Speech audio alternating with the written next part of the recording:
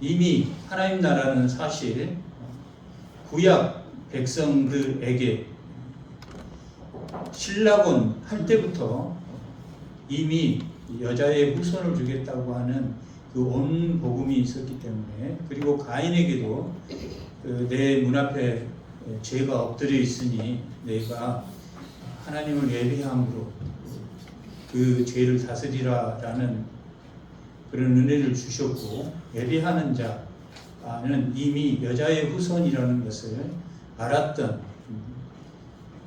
구약의 백성들이었고, 또 하나님 나라의 뒤안으로 아브라함을 통해서 오실 예수님을 수없이 이 구약 백성들에게 말했기 때문에 하나님 나라는 이미 구약 백성들에게도 알았었지만 그들이 구약을 의의로 여겼기 때문에, 구약은 정죄의 직분이 있다라고 고린도후서 3장에서 기록하고 있고, 예수님의 우리는 의의 직분을 받았지만 구약의 백성들은 정죄의 직분을 받았고 그것도 영광이 없지 않았다. 그러나 오실 예수님 의의 직분에 의해서 그 영광이 사라지기 때문에 그 모세가 수건을 얼굴에 가렸다라고 말했고, 예수님이 이 땅에 오셔서 지금 마태복음 특히 하나님의 말씀의 성취에 관한 내용이 많이 기록되어 있고, 5가지 가르침으로 산상수훈과 또 10장에는 제자들 파송, 그 다음 13장에는 하나님 나라, 천국은 비유로 설명하셨고, 18장에 교회에는 어떻게 이루어지는가, 그 다음에 24장에는 마지막 때를 가르치며 그것이 성경과 구약의 성경과 어떻게 나누어져 있는가, 그 첫 일성이 산상수훈을 통해서 율법은 이런 것이다 라고 말하고 있는데, 그것이 팔복입니다. 가난한 자에게, 심령이 가난한 자에게 복이 있나니, 심령이 가난하지 않고는, 율법을 통해서 심령이 가난해지지 않고는 복이 없다. 참된 하나님의 제자, 하나님의 참된 아들은 심령이 가난해야 된다. 그런데 당시 유대인들은 심령이 가난한 게 아니라 부유했기 때문에, 의에 꽉 차서 부유했기 때문에 그들이 참된 하나님, 하나님이 원하는 하나님을 만나지 못했다. 그래서 예수님이 이 땅에 오신 공생의 첫 일성이 산상수훈을 통해서 하나님 나라가 어떤 사람이 차지하는 것인가, 율법이 다 이루어진다라고 기록한 1.1획도 율법이 이루어지지 않지 않고 모든 율법이 완전히 이루어진다. 살인하는 것이 미워하지 않는 것까지다. 음행하는 것이 우리가 생각으로 가늠하는 것도 음행하는 것이다 라고 지적하면서 그 전체의 내용이 계시록까지, 앞으로도 구약이 율법이 성취된 율법이 있는 것이다, 이렇게 산상수훈은 정의하고 있습니다. 그렇게 산상수훈을 통해서 하나님 나라가 어떤 사람이 하나님 천국을 들어갈 것인가, 애통하는 자, 온유한 자, 긍휼히 여기는 자, 의에 줄이는 자, 정결한 자 등등, 이렇게 하나님을 만나는 팔복을 통해서 이야기했지만, 이 성경 전체를 통해서 어떻게 우리가 하나님 나라의 백성으로 살 것인가 하는 문제를 다루고 있는데, 이 산상수훈 7장을 마지막으로 8장 9장에 고치시면, 그러니까 가르치시고 고치시고 천국 복음을 전한다 라는 큰 타이틀을 가지고 9장까지는 하나님의 예수님의 족보, 산상수훈, 그 다음에 고치시고, 이 고치시는 8장 9장의 내용도 다 하나님 나라에 대한 설명입니다. 이 고치시는 것도 나병 환자를 고치시고, 또 백부장의 아들 고치고 또 베드로의 장모를 고치고 그 고치는 게 중요한 게 아니라 하나님 나라는 그렇게 완전해지는 것이다 하는 것을 나병 환자가 하나님 나라에 있습니까? 하나님 나라에는 나병 환자가 없습니다. 우리 우리 천국은 나병 환자가 없습니다. 그래서 우리가 예를 들어서 천국 가면 다 나옵니다.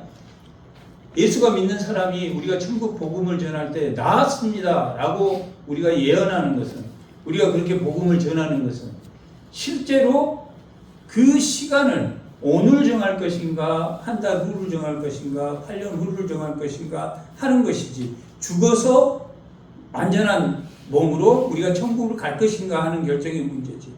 우리가 만약에 예수를 믿지 않고 그 복음을 전파하지 않는다면 암 걸린 사람은 암 걸린 채로 지옥에 갈 것이고, 또한 다시 태어나서 암 걸린 채로 불못지옥에 갈 것이지만 천국에 가는 사람은 다 낫는다라고 이 8장 9장은 그것을 기록하고 있는 것입니다. 이미 하나님 나라가 왔다라는 의미가 이 산상수훈에서부터 시작하기 때문에, 거기에 교훈은 베드로의 장모를 고치고 나병 환자를 고치고 백부장의 하인을 고쳐준 거기에 정의는 뭐냐면, 표적을 보여주는 것은 하나님 나라를 보여주는 거지, 그 서기관이 한 명이 예수님에게 저 예수님 제자가 되겠습니다, 따라다니겠습니다, 그 고친 이후에 서기관이 저 예수님 제자가, 나는 머리 둘 것도 없고 이 배고프고 이 하나님 나라를 그 표적을 통해서 무언가 얻으려고 하는 것이 아니고 하나님 나라의 실체의 모습을, 나은 모습을 보여줬다라고 그렇게 말하고 있습니다. 두 번째 표적은 바다가 뛰노는 것과 돼지떼를 그 마을에서 다 돼지떼를 죽여버리는 것, 다 바다에 몰살시키는 것과 중풍병자 환자를 데리고 왔을 때 그 중풍병자 환자에게 내 죄를 사했으니 내가 병을 나았다라고 말하고 있습니다. 천국은 죄사함 받는 사람들이 가는 거예요. 아멘. 천국을 간다는 것은 완전한 세계로 가는 것이다. 아멘. 이 땅에서의 천국과 하나님 나라의 천국은 같습니까? 다릅니까? 다르단 말이에요. 현실적으로 이 땅에서는 아픔도 있고 고통도 있는 하나님 나라. 그러나 완전한 피조물입니까? 완전한 피조물. 아멘. 완전한 피조물이지만 이 땅에서 유혹을 받는다. 오늘 본문이 그런 겁니다. 이 땅에서는 이 땅의 천국을 누리는 데는 방해가 있다. 하나님 나라 최종 우리의 완전한 모습이랍니다. 완전한, 내가 정말 나는 이렇게 완벽한, 자기가 보면서 상상한 그런 모습이 우리 천국의 모습이랍니다.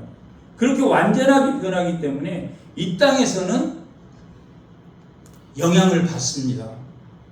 이 땅에 사는 동안은 육체의 소욕에 영향을 받습니다. 육체의 소욕에 영향을 받는다면 우리가 영육간의 구원을 못 받는 게 아니라 영이나 육이나 다 구원을 받지만, 우리 몸도 예수님이 재림할 때 우리의 영이 먼저 낙원에 가서 예수님과 함께 하늘 보좌에 있다면, 우리의 몸은 예수님이 재림할 때 우리의 몸인 부활을 받는단 말이에요. 속량을 받는단 말이에요. 그렇기 때문에 몸과 영이 완전하게 받지만 우리의 육체의 소욕은 여전히 이 땅에 사는 동안, 예수님이 계신 하늘 보좌, 하늘 성소는 완전한, 죄가 있을 수도 없고 죄가 있지 않는 완전한 세상이지만, 이 땅에 사는 동안에는 우리가 세상에 영향을 받는다라고 말하고 있습니다. 그래서 이 땅에서 누가 필요합니까? 의원이 필요하다.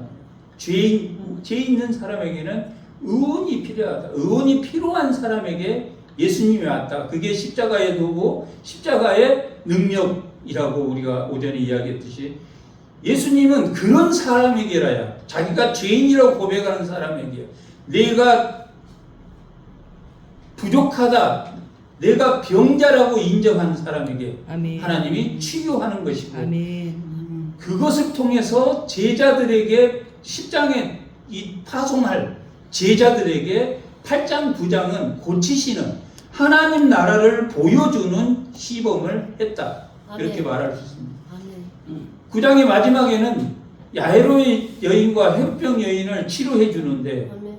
그 야이로의 딸도 12년 동안 12살 되던 해에 죽었단 말이에요. 죽었는데 하나님 살리시고 혈병 여인도 12년 동안 혈병 여인도 했던 사람도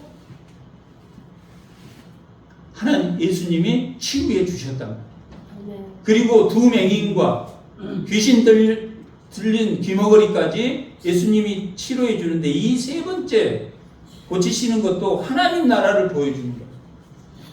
오늘 본문이 이미 하나님 나라를 보여줬다. 하나님 나라를 보여준 사람은 하나님 나라를 들어간 사람은 우리가 그 때가 언제 치료되느냐? 암을 가지고 죽었어도 다시 우리가 부활을 믿고 정말 새로운 피조물로 다시 우리 영은 먼저 예수님께로 간다면 완전한 치료를 믿을 수밖에 없답니다. 아멘. 그리고 이 세 번째 치유받는 이 네 사람은 다 이스라엘의 병든 유대인들의 율법 사상을 지적하는 거예요. 12년 된 12지파를 지칭하는 12년 된 소년과 12년 동안 혈우병과 두 맹인과 눈먼 자들과 같다. 율법의 의의는 알지만 그 의의가 끝까지 사랑하는 줄 모르고 끊임없이 나는 율법을 지키는 의로운 자고 너는 죄가 있는 자다. 이 율법을 주신 것도 이 율법을 시내산 19장에 부르셔서 20장에 십계명 이 율법을 주셨는데 출애굽 2장 24절에서 하나님이 이스라엘 백성이 고통받는 것을 보시고 언약을 기억하시고 그들을 구원하셨다 이렇게 기록하고 있어요. 구원하시고 그들을 둘러보시려고 했단 말이에요. 그래서 모세를 불러서 3장의 떨기나무에 나와 함께 이스라엘을 예배드리는 하나님의 백성으로 이 노예의 정체성에서 벗어날 수 있도록 그들을 구원하자 하신 다음에 시내산에서 율법을 줬단 말이에요. 율법은 성화의 도구로 줬지 구원의 도구가 아니란 말이에요. 그러나 이스라엘 백성들은 지금 이 신약 때 이때 당시 예수님을 마태를 통해서 이 유대인들에게 복음을 전한 게 이 마태의 초점이었기 때문에 1.1획도 다 예수 안에서 성취될 것이고 고치시는 하나님 나라를 그들에게 보여주시고 아멘. 10장에 제자 파송을 하게 됩니다. 너희도 거저받았으니 너희도 거저주라. 아무것도 가지고 가지 말고 오직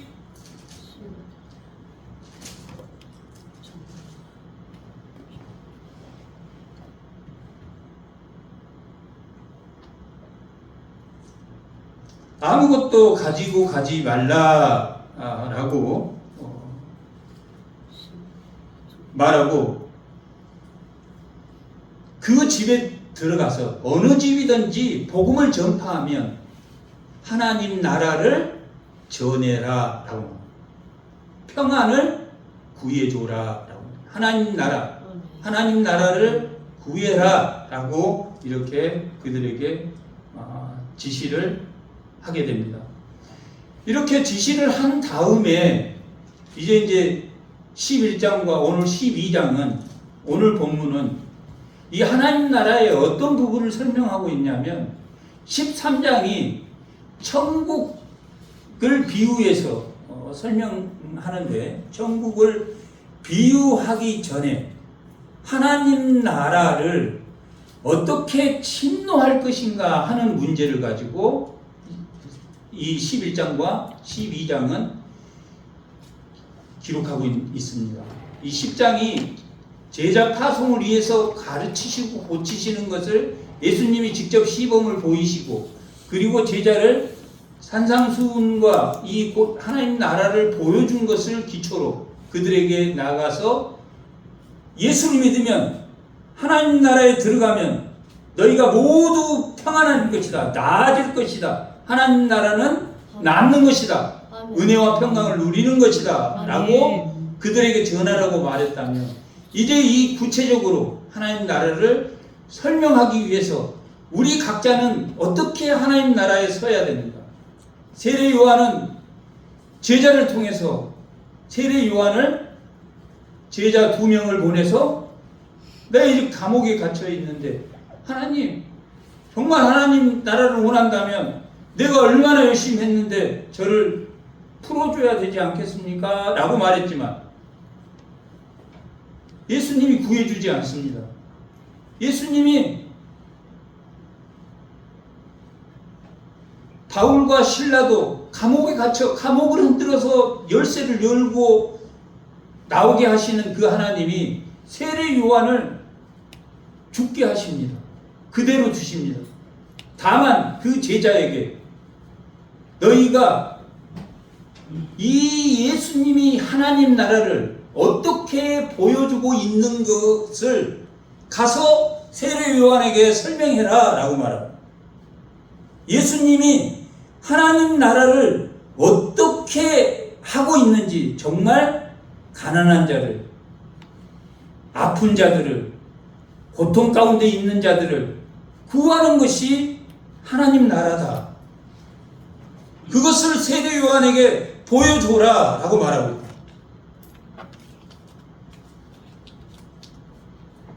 그리고 이 마태복음 14장 가면 헤로디아라는 그 빌립의 부인을 안티파스 헤롯 안티파스가 그 헤롯 빌립의 부인인 헤로디아를 취함으로 그것을 잘못됐다라고 말해서 그날 헤롯의 생일이었는데 세례 요한을 못 빼서 죽였단 말이에요.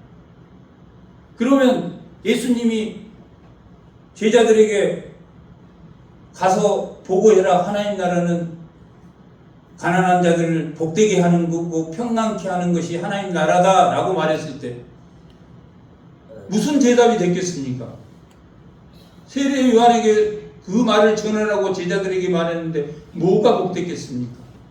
우리는 복음을 전하다가 그 하나님 나라, 그 가르침을, 예수님이 이 땅에 오셔서 우리가 참된 하나님 나라를 바라보며 사는 것이, 그것이 참된 목적이다. 그리고 그것이 순교라도 가장 복된 것이다 라는 것을 세례 요한 제자들에게 예수님이 그 말을 전하라고 한 겁니다. 결국 세례 요한은 뭐하다 죽게 됐습니까? 끝까지 하나님의 말씀의 진리대로 아닌 것은 아니다라고 말함으로 예수님의 제자, 이 세례 요한 공동체가 있었고, 예수님의 공동체가 그때는 당시에 있었는데, 그 공동체에 복음을 전하다 죽은 그것이 참된 하나님 나라다라고. 오늘 본문도 그런 거라. 그리고 남긴 말이 뭐라고 말하냐면 11장 6절에 보면 나로 말미암아 실족하지 않는 자가 복이다. 지금 세례 요한이 실족했단 말이야. 자기를 구해주지 않아서. 자기 같은 사람이 어디 있습니까? 세례 요한과 같은 사람이 없단 말이야. 예수님은 이 세상 죄를 지고 갈 어린 양이라고 신앙 고백을 했던 사람이라. 그러나 살려주지 않으셨단 말이야. 젊은 나이로 죽었단 말이야. 복음을 전하다. 누구나 우리는 세례 요한은 끝까지 복음을 전하다. 예수님의 제자들도 다 복음을 전하다 죽었다. 이단과 정통 교회는 다른 점이 그겁니다. 이단은 우리의 인생의 꿈을 쫓게 만든다. 자기의 뭔가 꿈을 실현하게, 자기의 먹을 걸 제공하고. 그러나 우리 그렇게, 예수님은 서기관이 저 예수님 제자 되고 예수님 쫓아다니겠습니다. 나는 머리 둘 것도 없고 동전 한 입도 없어. 서기관이 따라다니는 것을 포기했단 말이에요. 그들은 예수님이 고치시고 하니까 나도 고쳐서 존경받고, 나도 고쳐서 좋은 대접받고 그러고 싶어서 세례 요한을 따라. 그게 아니다. 예수님은 오직 이 땅에 복음을 전하는 거예요. 예수님이 그러면 인생을 좀 즐기고 한 50세 정도의 십자가에 죽어도 됐을 겁니다. 가장 젊은 나이에. 세례 요한이 먼저 죽었지만 예수님도 복음을 끝까지 전하다. 누가복음 23장에 예수님의 제목이 세금을 떼먹는 놈이다. 유대의 왕이다. 아주 파렴치한이다. 제목이, 그런 제목이 붙었단 말이에요.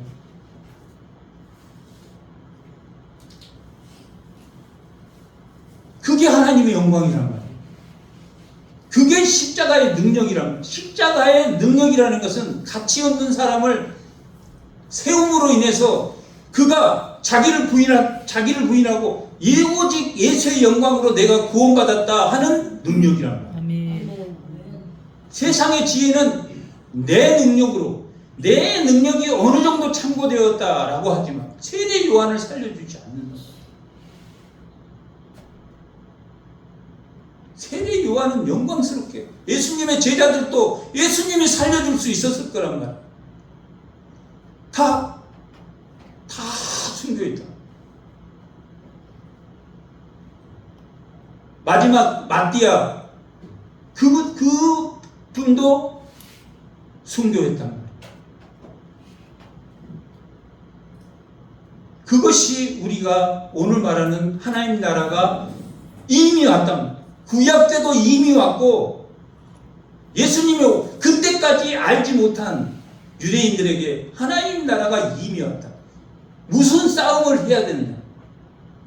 우리가 계시록 할 때 두 패로, 한 패는 마귀편, 이게 계시록 9장 5번째 나팔 불 때부터 이게 하늘의 영이 떨어진단 말이에요. 하늘에서 별이 떨어져서 무적행을 가지고 와서 문을 여니까 연기와 황충이 난단 말이에요. 이게 세속적인 지식이 들어오고 거짓 선지자가 이제 영적인 싸움이 시작된다. 5번째 재앙, 이 나팔이 불 때, 그래서 3개의 화가 들어온다. 5번째 화, 6번째 나팔이 불 때 6번째 화, 7번째 나팔이 불 때 3번째 화가 열리면서 이 3번째 화가 대접 재앙까지를 포함하고 있다.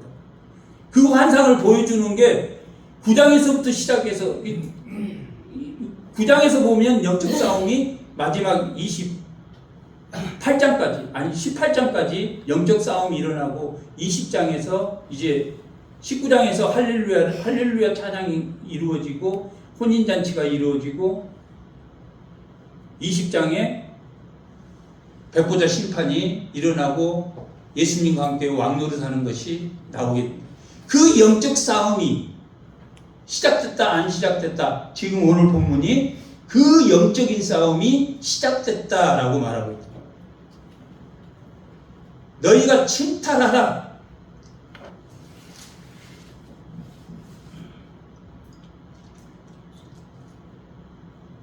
그 영적인 싸움에서 승리해야 된다라고 오늘 본문도 29절에 보면 사람이 먼저 강한 자를 결박하지 않고서야 어떻게 강한 자의 집에 들어가서 그 세간을 강탈하겠느냐. 결박한 후에야 그 집을 강탈하리라 라고 말하고 있어요. 이게 빼앗는 것이라는 거예요. 계시록 18장 13절 한번 봐요.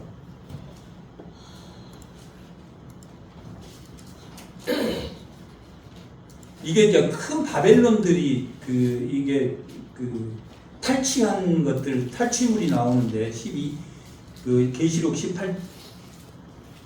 18장까지 큰 바벨론, 음녀, 그 다음에 입 큰 개구리, 황충과 연기, 이런 사탄의 세력들이 쭉 9장 이후에부터 사탄의 세력들이 등장하게 됩니다. 여기에서 13절에 보면 계피와 항노와 항유와 이 침노하는 거라는 겁니다. 침탈해서 이것을 믿는 자들에게 뺏는다는 이야기예요. 믿는 자들을 강팍하게 만든 포도주와 감람유와 고운 밀가루와 밀과, 이게 중요한 게 아니라 뒤에 가면 수레와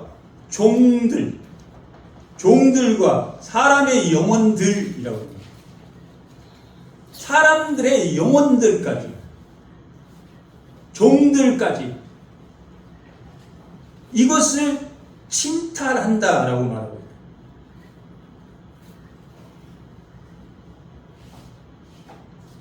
이미 하나님 나라가 왔다라는 것은 너희가 영적 전쟁을 해야 된다. 영적 전쟁을 할 때 뺏기지 말아야 된다. 뺏기지 말아야 되는데 침탈하는 방법이 참 신기합니다. 이들이 뺏는 것은, 사탄이 뺏는 방법은 지배와 소유란 말이에요. 근데 예수님의, 하나님의 나라의 백성들은 나눔과 섬김으로 뺏어라 라고 말합니다. 아멘. 신기하죠? 지배와 소유란 말이에요.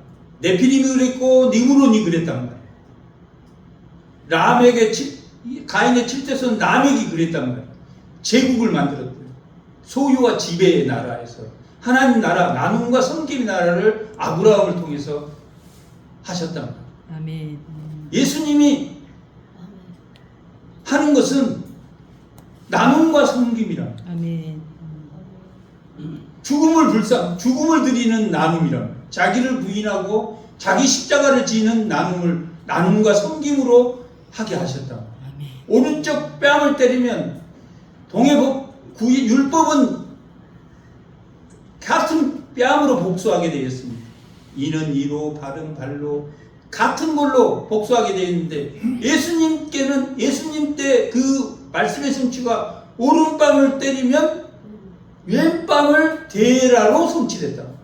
살인하지 말라와 간음하지 말라, 미워하지 말라로 성취된 것처럼 많은 것들이 구약의 성취가, 우리가 이 신약을 읽으면서 구약의 이 말씀, 신명기 때 이 말씀이 이렇게 성취됐구나 라는 것을 알 수 있는 것처럼, 어떻게 하나님 나라가 만들어지고 그 하나님 나라는 어떻게 침노해서 이길 것인가 하는 방법을 가르쳐주는 거예요. 예수님이 십자가에 죽으신 것은 섬기러 왔기 때문에 섬김의 죽음이다 라고 말씀하신 것처럼, 우리는 그 율법의 완성이 예수님의 나눔과 섬김의 그 권세 아래 규와 지팡이를 하나님 우리에게 주셨다. 그리고 그 7별은 우리 모두를 하나님의 손에 쥐고 있기 때문에 아멘. 우리는 그분의 말씀에 순종하기까지, 순종이 아니라 할지라도 하나님의 말씀대로 우리가 나아갈 때 너희가 하나님 나라를 이루어 나가는 것이고, 그 복음을 전파하기 위해서 너희를 의의 직분인 하나님의 일꾼으로, 그래서 이 마지막 야이로의 딸과 12년 앓은 혈우병 여인을 고치시고, 두 맹인을 고치시고, 예수님이 9장 제일 마지막에 너희를 새 언약의 일꾼이 아닌 추수할 일꾼이다 이렇게 말하고, 하나님은 어떠신 분이냐면 가라지가 99개가 있고 하나의 알곡이 있으면 그 하나의 알곡을 위해서 가라지를 베지 않으신 분이다 이렇게 설명하고 있습니다. 성경은 99개가 있어도 하나의 의인이 있으면, 소돔을 하나님이 치실 때 이제 더러워져서 소돔을 쳐야 되겠다 하실 때 50명, 45명, 30명, 20명, 10명이 없었단 말이에요.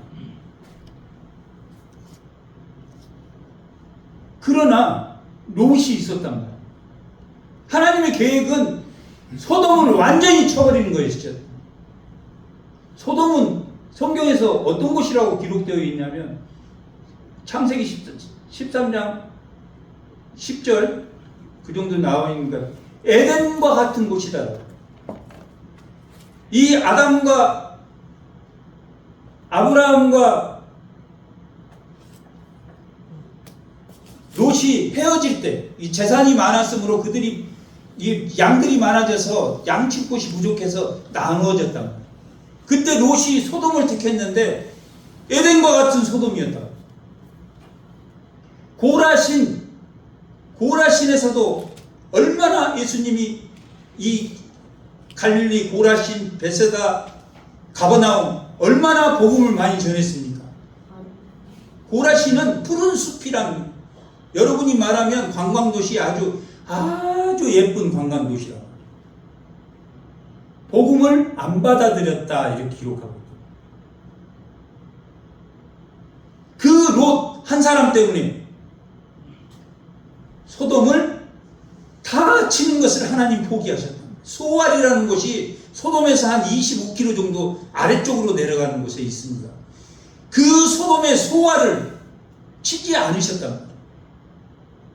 그리고 롯이 거기에 피하게 하셨다. 그런 하나님이시다. 아멘. 요나 정말로 2번씩이나 죽이라고 하나님께 대들었다. 한 번 칠만 하지만 하나님의 사랑은, 하나님 나라는 그런 것이다. 그게 하나님 나라를 지키는 것이다. 그게 사탄의 무리, 영적 전쟁에서 승리하는 것이다 라고 말하고. 아멘. 쉽겠습니까? 아니 쉽겠습니까? 계시록 7장에는 그래서 인침을 받는 자들은 천국에 간다. 끝까지 하나님을 배신하지 않는 자, 아멘. 그 자는 인침을 받을 것이다 라고 기록하고 있다. 아멘. 13장에는 계시록 13장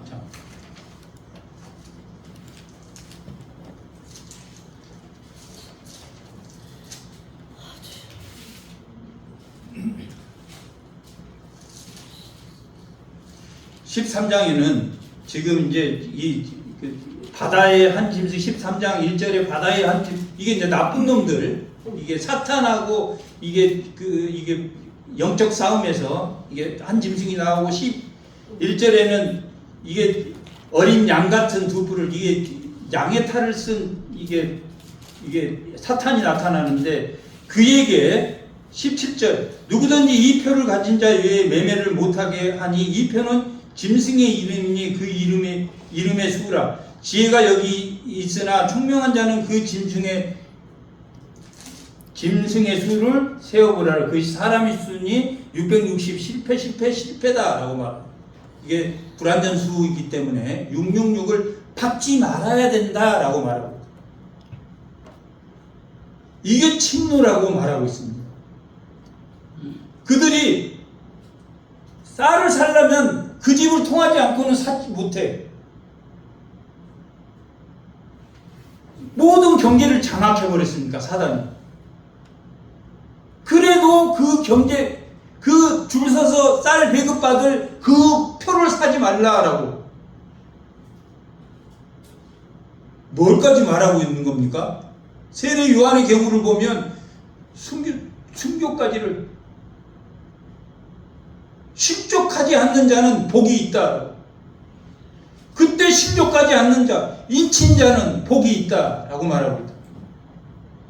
그리고 계시록 15장에 가면 알곡과 가라지를 하나님 다 나누신단 말이에요. 14장에 가면 다 알곡과 가라지를 나누십니다. 다 낫을 내서 다 치십니다. 그런 때가 온다 안 온다. 우리는 지금 막연하잖아요. 요나가 그 말 했을 때 다 막연했을 거랍니다. 니느웨를 구한다고? 니느웨 위에서 50년 후에 우리가 멸망한다고?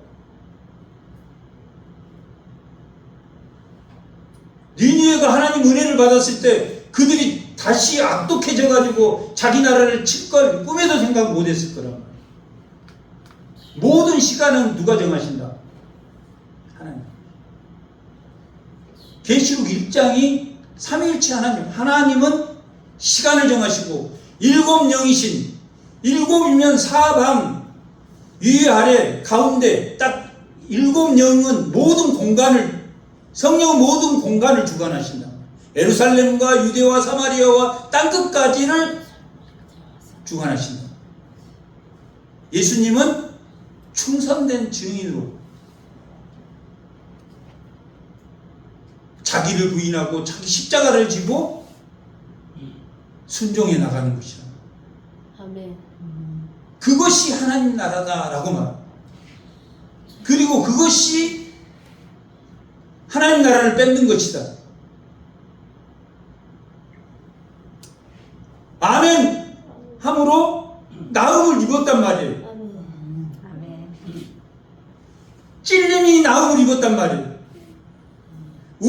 그의 징계가 우리의 평화고, 찔림이 우리의 허물이고,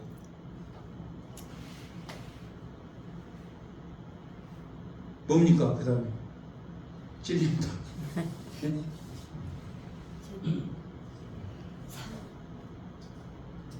우리의 죄악 때문이다 라고 말하고 있다.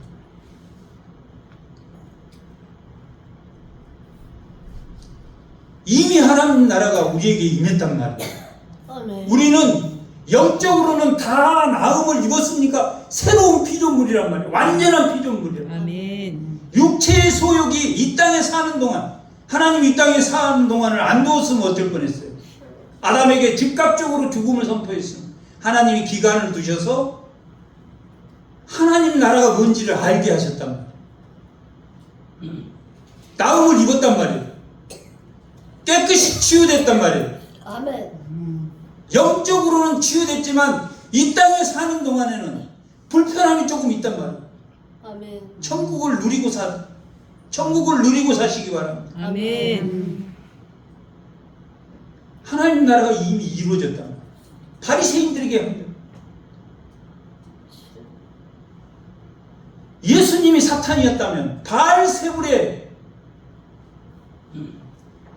섬기는 예수님이 그런 자였으면 사탄은 뭐하는 존재입니까? 분쟁하는 존재라면, 사탄이라는 뜻 자체가 둘로 나누다, 이런 디아블로, 이 둘로 나누는 거란 말이에요. 하나님은 하나 되게 하는 영.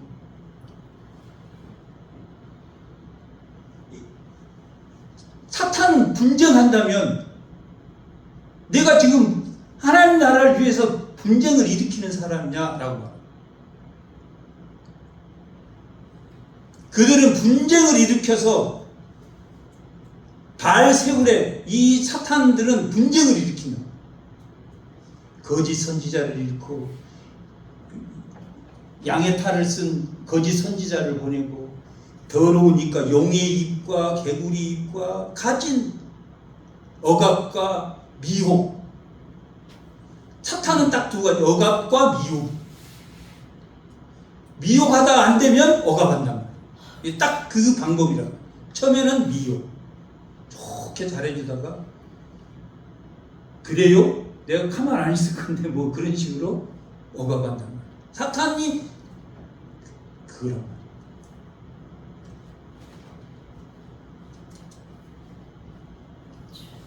그런데 28절에 보면 하나님의 성령의 힘을 얻어요. 성령의 힘이 보여요. 왜 지금 성령에 힘입지 않는 율법주의자 유대인으로부터 공격을 받는다. 이 유대인들은 정말 의로운 사람입니다. 정말 질서를 잘 지키는 사람. 공의와 정의가 없다고 말할 수 없는 사람들이라. 뭐가 빠졌냐면 성령만 빠졌다. 사랑의 종로를 타는 게 아니라 갈라디아서 5장에 성령이 율법과 함께 하면 사랑의 종로로 탄다. 그렇게 기록됩니다. 사랑의 종로로 산다. 성령이 없으면 아무리 정죄의 직분을 가지고 있다 할지라도 그 정죄의 직분을 통해서 내 스스로는 구원할 수 없구나 하는 것을 알게 하는 것뿐이라. 이 세상의 철학도 몽학 선생님에 불과한다. 이 세상의 인문학, 철학 모든 것이 공의와 정의를 설명하고 있는데 그 공의와 정의가 성령이 없기 때문에 예수의 십자가의 그 사랑이 없기 때문에 다 신화에 불과한 것이다. 골로새서가 그 말씀을 하고 있는 거야. 성령이 빠진 하나님이 유대인 우리에게는 하나님이 율법을 통한 성령을 통한 자유율법으로 우리를 통제하시지만 이 땅의 사람들은 자연법으로 통제한단 말이에요. 하나님이 이방인은 안 하는 게 아니란 말이에요. 그래서 이방인과 유대인들이 그 막힌 담이 있었는데 예수의 피로 그 막힌 담을 헐어버리셨단 말이에요. 혈통적 유대인은 할례를 함으로 할례를 통해서 예수님을 보내시겠다는 거예요. 그러니까 혈통적으로 예수님을 보내시겠다는 게 할례의 의미란 말이에요. 남성을 표피를 벗김으로 인해서 혈통적으로 예수님을 보내시겠다 했으니까 반드시 예수님은 이 할례의 의미는 누구까지입니까? 예수님까지란 말이에요. 할례의 의미는 예수님이 이 땅에 오시기까지란 말이에요. 그리고 예수님이 이 땅에 오셔서 이제 세례를, 이게 구약의 인침 방법이고 성령 인침 방법이 할례를 통해서 하는 거고 신약은 세례를 통해서 인치는 거란 말이에요. 성령이 비둘기처럼 예수의 머리에 내려서 하나님 내 사랑하는 아들이 세례를 받을 때 한 것처럼 이 세례는 성령의 인침 말하는 거예요.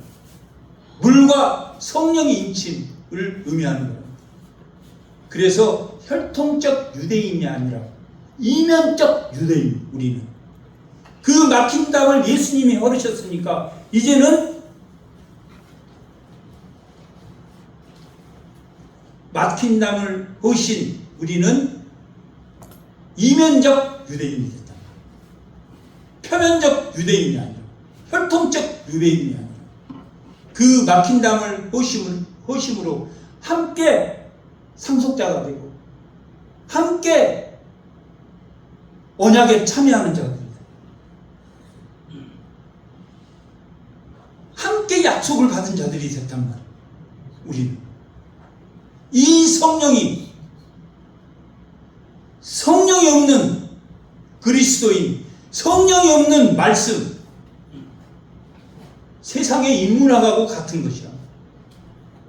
인문학과 같은 거예요. 성령이 없으면 예수에게 전해지는 내 스스로 인문학을 아무리 많이 해도 내 스스로 구원할 수 없다. 아무리 수도를 해도 구름이 구름입니까? 물이 물이고 산이 산이고 아니란 말이에요. 물도 예수에게 의존했고 삶도 예수에게 그로 인하여 그로 말미암아 그를 위하여 존재한다라고 말합니다. 그게 아들의 나라로 옮겨지는 것이다. 성령 충만해서 성령으로 하나님 나라가 이미 이루어진 그 마음으로 은혜와 평강을 누리는 주의 성도들이 다 되시기 바랍니다. 잠깐 기도하겠습니다.